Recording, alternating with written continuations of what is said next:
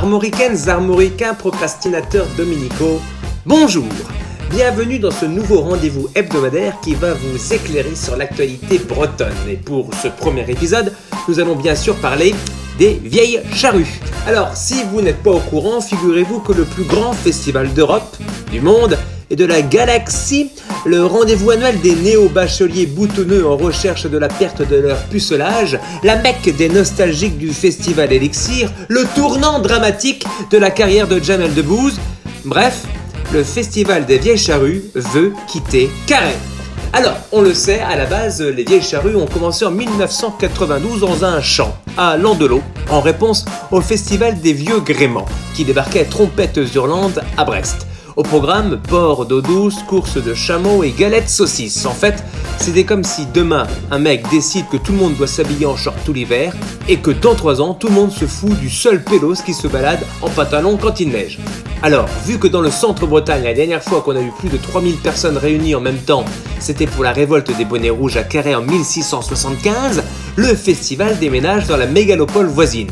En effet, il y a 7000 habitants à Carhaix et à peine 500 à Landelot. Depuis, à l'image de la grenouille de la fontaine apercevant un bœuf, elle qui n'était pas plus grosse qu'un œuf, le festival enfla, mais à la différence du batracien Anura rhinadae rana pelophylax, point elle ne creva.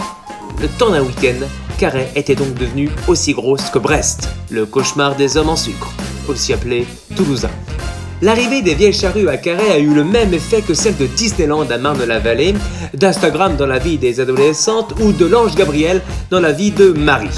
Avec les vieilles charrues sont arrivés Decathlon, McDo, un cinéma, une salle de spectacle, une autoroute, une usine de lait, un aéroport, une piste de ski et un bowling qui, même s'il n'est pas resté ouvert très longtemps, a tout de même eu un film éponyme dont le sujet fort intéressant n'a d'égal que la médiocrité par laquelle il a été réalisé.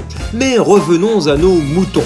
Cette semaine, au petit matin de l'aube de cette nouvelle année, le Télégramme, aussi appelé le Jean-Pierre Pernaut de nos campagnes, pléonasme, le Télégramme donc a titré tel un Stéphane Bern annonçant la rupture de Meghan et Harry du reste de la famille royale que le festival allait quitter Carhaix.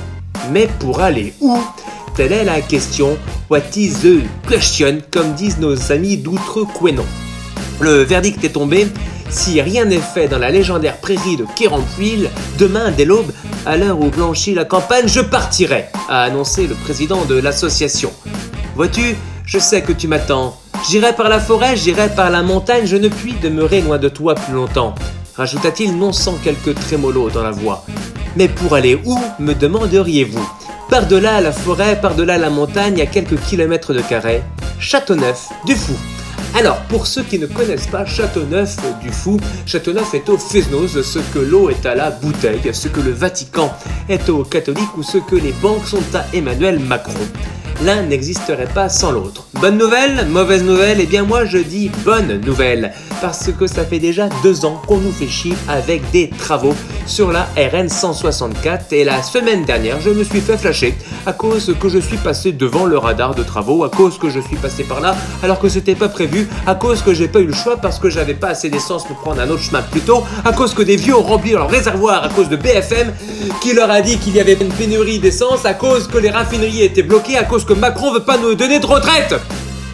Donc oui, c'est une bonne nouvelle. Vive les vieilles charrues à Châteauneuf, vive la nouvelle RN 164 et vive la fête. Bon, après, si ça se fait pas, vous pouvez toujours aller à Châteauneuf au printemps. Il paraît qu'il y a aussi un festival là-bas, le printemps de Châteauneuf, un festival de musique, avec des musiciens aussi bons que ceux qui sont à Carhaix en juillet. La seule différence, c'est que eux, ils boivent un coup avec nous après leur prestation. Allez, rendez-vous la semaine prochaine pour une nouvelle chronique et en attendant, vous pouvez aller liker ma page Facebook, Instagram, SoundCloud et vous abonner au podcast. Salut!